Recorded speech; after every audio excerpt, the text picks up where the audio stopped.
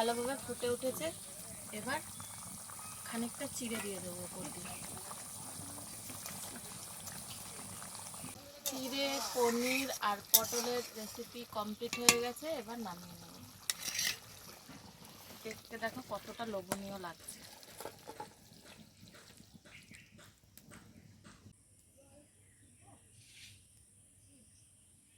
পটল খুব ভালোভাবে কেটে ধুয়ে পরিষ্কার করে নিয়ে চলে এসেছি। এবার রান্নাটা শুরু করব। তার জন্য কড়াইতে দিয়ে দিচ্ছি তেল। এবার এই তেলের ওপরে পটলগুলো দিয়ে খুব ভালোভাবে ভেজে নিতে হবে।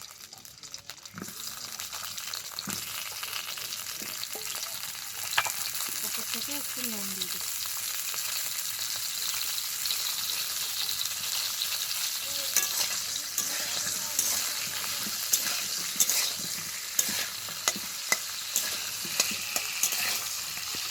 এরকম পটলগুলো খুব ভালোভাবে ভেজে নিয়ে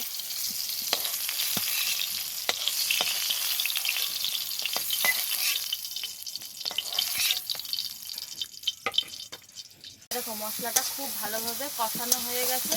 এবার দিয়ে দেবো পনির।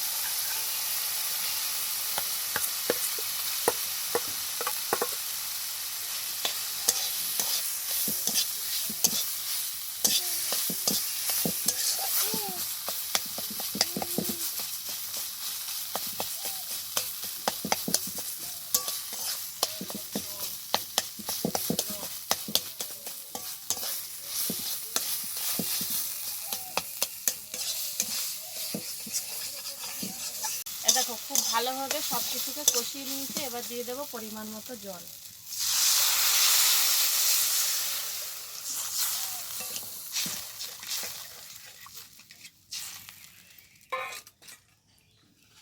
ঝোলের ওপর দিয়ে দিচ্ছি ভেজে রাখা পটল।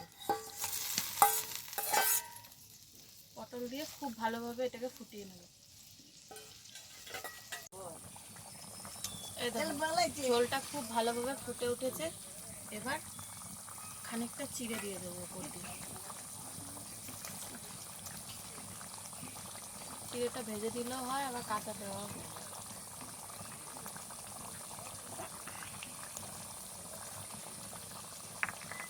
আর কয়েকটা কাঁচা লঙ্কা চেরাও দিয়ে দিচ্ছি। আর উপর দিয়ে দেবো বেশ খানিকটা ঘি।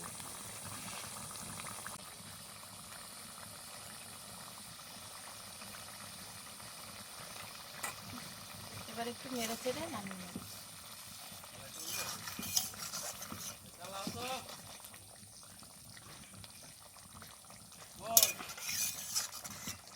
চিড়ে, পনির আর পটলের রেসিপি কমপ্লিট হয়ে গেছে। এবার নামিয়ে নেব।